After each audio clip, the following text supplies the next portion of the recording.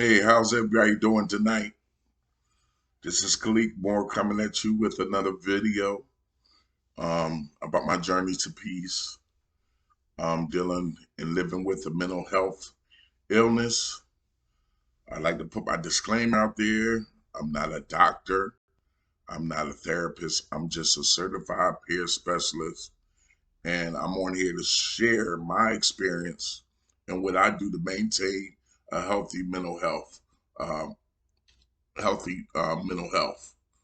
Um, I'm not telling anyone to do anything that I do, and I'm just letting you know what works for me. And perhaps if you haven't tried it, it may work for you. Um, Tonight I like to go over an excerpt from my book, um,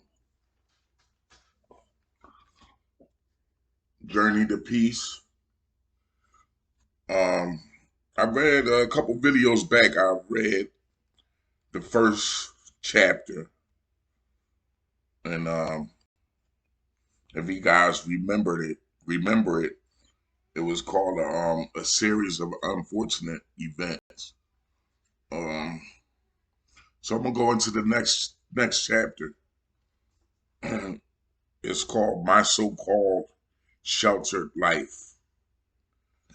Um, Before I read this, I just like to say you can get the book Journey to Peace by Khalid Moore on Amazon.com. It's $10.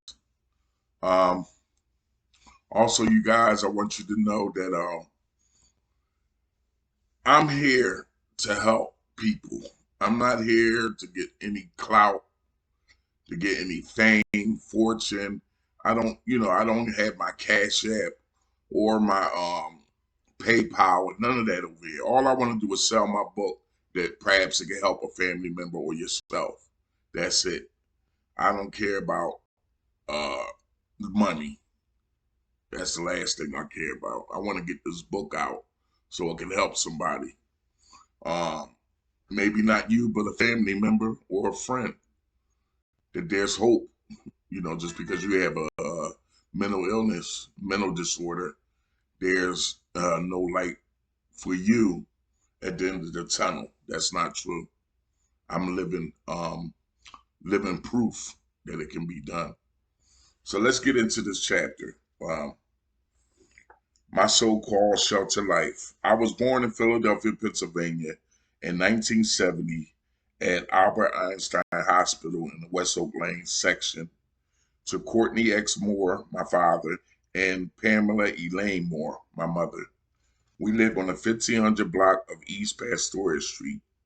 I lived with my parents and two siblings, Taryn Deneen Moore, my sister, and Katab Tariq Moore, my brother. Both my parents were good to us.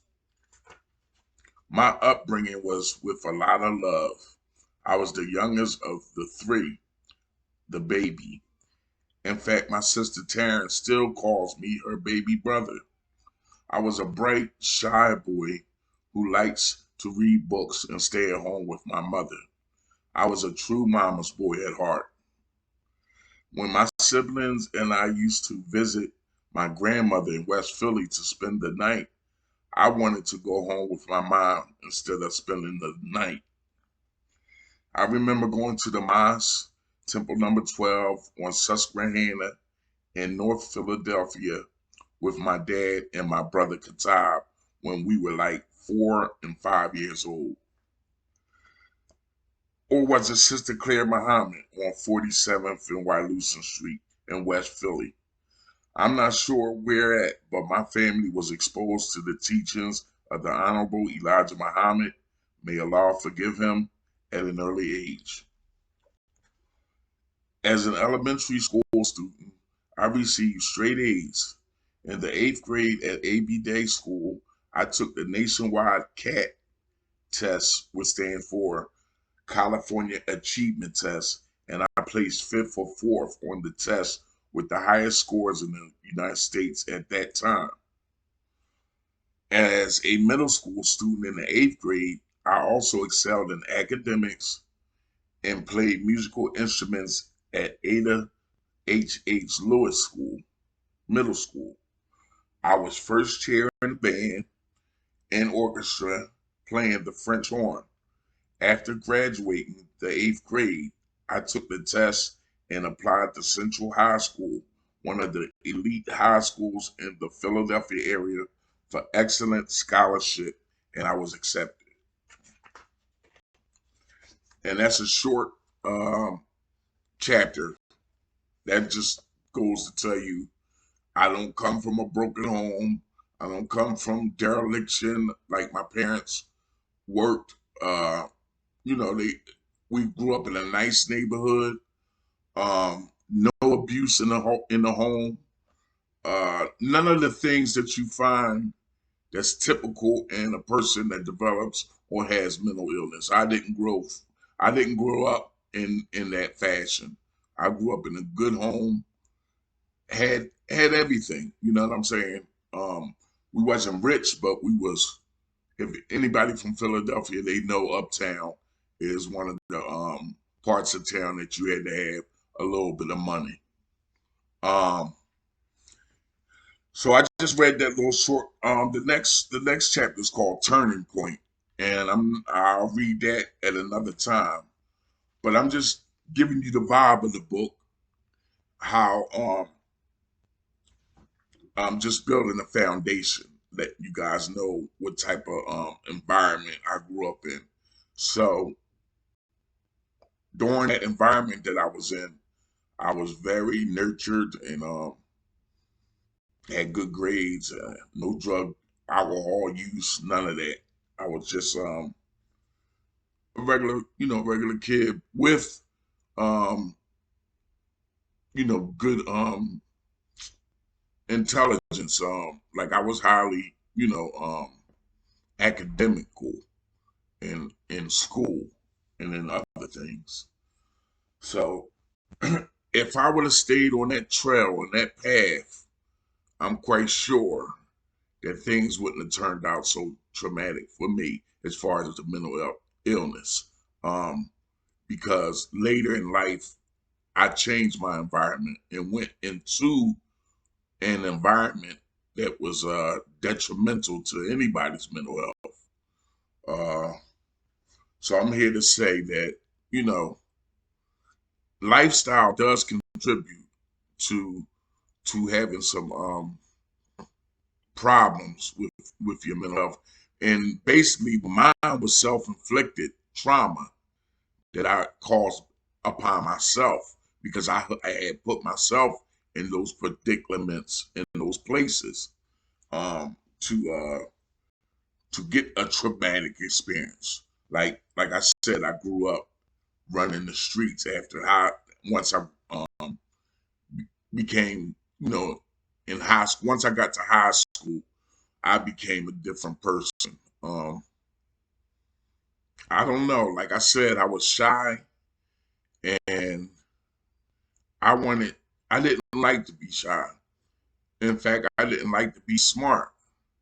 I wanted to be cool. Always wanted to be cool, you know. Um, Being cool is a fool. Now that I look back at it, but yeah. So that was me, you know. I did have a little sheltered life, you know. My father was always on us.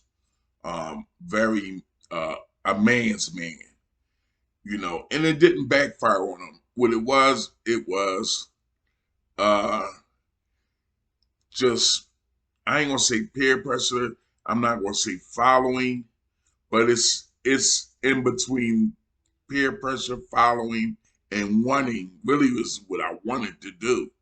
I wanted to change from being that shy boy and hang out with the cool crowd. So it's those three elements there: peer pressure, um, um, wanting to be cool, and following. You know, so that's a recipe for disaster. You know, now that I look back, I don't regret anything, any of the experiences that I had. Only thing I regret, and I had made amends for the most part, is hurting my family. Um, that was a big thing. for me. My parents is no longer living here on earth. You know, they no longer here. Um, but they surely is not dead. They're alive in me. Um, it's something to lose your parents. I mean, I know people lost their parents way before they became grown, but I lost my parents when I was, grown. Um, but I never got to do a lot of things I wanted to do with my parents once I had got myself established. There's a lot of things I wanted to do that I didn't get a chance to do with my parents, as far as they didn't really want for nothing because, you know, they had things, but I wanted to do things special for them that I didn't, excuse me, that I didn't quite get a chance to do. So, um, but that don't bother me today because I know it's all in God's divine plan. That things and people go and come in this life. That's just the way this universe is. Yeah, we're not going to be here forever. So, what I wanted to talk today about, which was very instrumental in me recovering from my emotional distress, is forgiveness. Forgiveness is a big component of getting well because me dealing with my mental illness, it was a behavior problem. My behavior was out of pocket, and I did some things and said some things and around, close family members and people, friends, and strangers that I'm not proud of.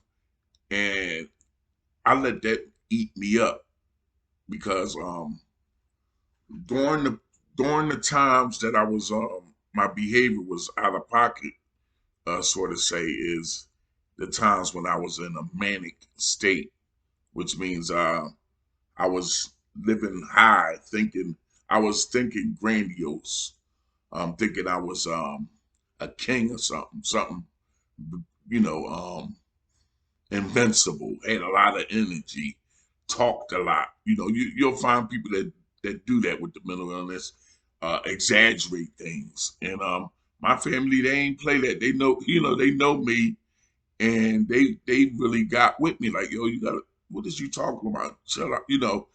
They didn't play that. But I believe that in my head, so it became a conflict. Them trying to help me and not really knowing what I'm going through. They basically thought I was just high or something. I mean, that was a part of the component, but it was, that chemical imbalance that mental illness um, is prevalent in people. That's what was going on with me.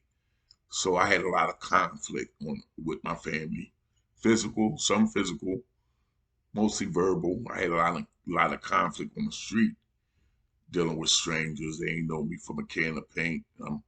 I'm doing some out of pocket things, and they had a lot of trauma with them too, as far as violence and um, you know, getting into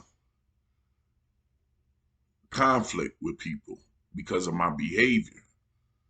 It was out of pocket, you know. Um, so a lot of my trauma that I talk about is self-inflicted. It's where I went outside of myself. Well, not outside of myself. Let me try to explain how it is. It's like I went and bothered people. They didn't come to me, and then I was going bothering people here, this neighborhood, that neighborhood, this family member, this neighborhood, that it was just crazy, man. and it was nuts. And I remember it, very well. Although it's like this, it's like my short term memory was bad at that time. So I didn't, a lot of times I didn't even know I was saying and doing these things. But as time went on, my long term memory came back to me, and I realized that what I had done. And that gave me a lot of shame. That brought a lot of shame and guilt on me. And the hardship that I was having was I didn't forgive myself. So I got deep in a dark place because um, I just thought that I just couldn't forgive myself for doing it. But I know it wasn't me. I know that, but at the same time, it was just hard for me to forgive myself, and I felt a lot of shame, guilt, and we just got into a dark place, depression. Didn't want to come out the house, and just thinking people was after me, for the things that I said and done. So it was pretty tough until I kind of not really snapped out of it, but I learned to forgive myself. And guess where I learned it to forgive myself at? One of the places I never really took serious, and that was at the NA meetings. Because I went to them NA meetings, but I would just sit there, and a lot of times I was forced to go because I was in somebody's recovery house, and we had to go every day. It was something that you had to do in order to stay there. And this is the times when I was homeless and all I had was a recovery house. So I would just go to the NA because you got a lot of clowns that just go there and just sit in the back and just don't really listen, just don't pay attention. You just waiting for the thing to be over. And that's what I was doing for years.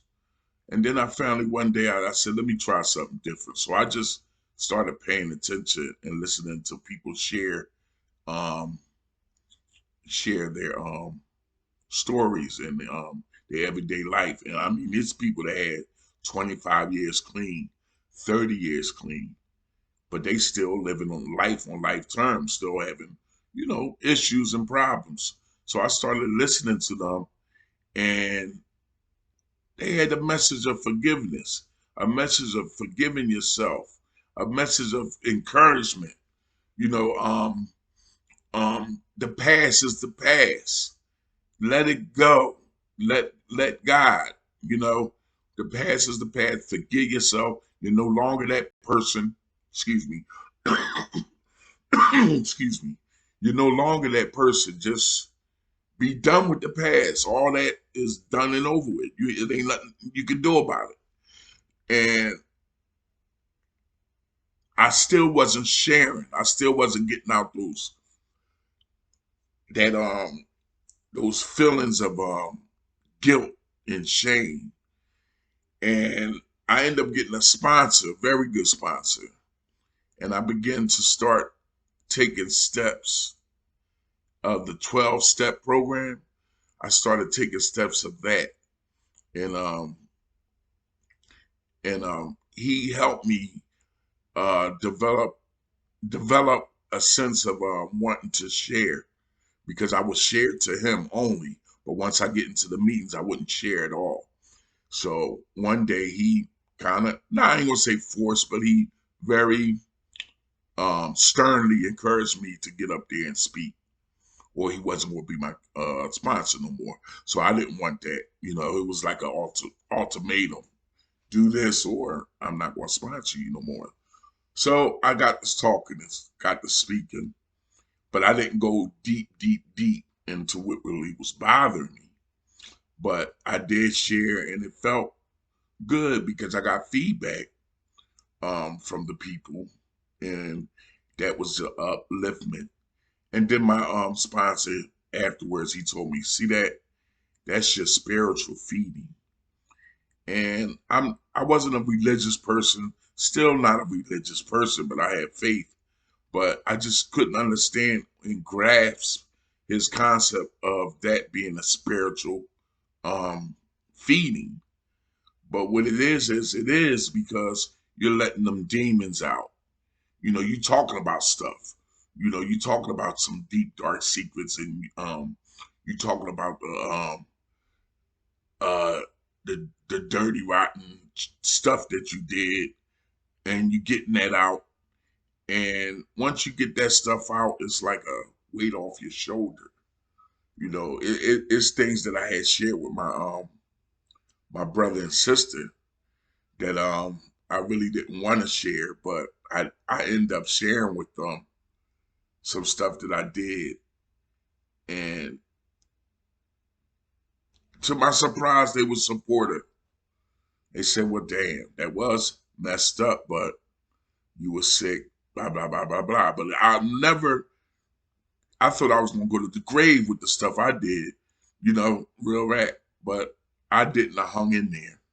So that's my message today with this mental illness piece. You got to forgive yourself first, and then you seek forgiveness from others. But everybody don't have to forgive you. So all you can do is say your piece, and if they forgive you, fine. If they don't, you just keep going on as is, because maybe one day they will forgive you, but you did what you had to do. You apologize, and you if you owe them money, pay them the money. You broke something, buy it, buy what you broke and give it, replace what you have done if you can, the damage that you have done. But life is great. And I want to tell you guys that this is an upliftment that I'm doing. I know I'm talking about some dark things, but I want to tell you, the outcome is bright. It's an upliftment. If you in that dark place, trust me, you're not going to stay there if you put in the work. Put in the work. Talk to people. Talk to someone you can trust. Talk to me. Put down in the comments and like this video, subscribe. But put down in the comments. I want to hear from you guys. Anything you agree, disagree, or any encouragement, upliftment, or hey, I got the book. Man, that was really good. Anything like that, share. Share in the comments. Um, so, forgiveness is a wonderful thing. I forgave everybody that ever did something bad to me. And trust me, it has been people that did some bad things to me too, but I forgive them. I forgive every last one of them. You know what I mean? I harbor no ill feelings towards anyone. I can sleep good at night now, knowing that I have really no enemies, really no enemies that I know of, or any harboring any resentment towards anybody. No, I'm free. Remember, we talked about freedom. Free yourself of that resentment, anger, um, you know, holding grudges and all. Free yourself of it. It'll make you feel a lot better. Trust me. So once again, next time I come on here, I know I ain't been on here in about a week, but the next time I come on here, I'm gonna read some more of the book. Just to let you know where it's going. But please get your own copy. And get a couple copies. The holidays is coming. If you celebrate Christmas or you celebrate uh um uh Hanukkah or Kwanzaa, get the book. $10 off Amazon.com. And for now, I want y'all to know that I'm feeling good. Life is great, and I want to tell you guys, this is my last message of the night, is be kind to yourself. Be kind to yourself. Don't beat yourself up. Be kind to yourself. And with that, peace. Don't forget, like and subscribe. And with that, peace, and I'm out of here.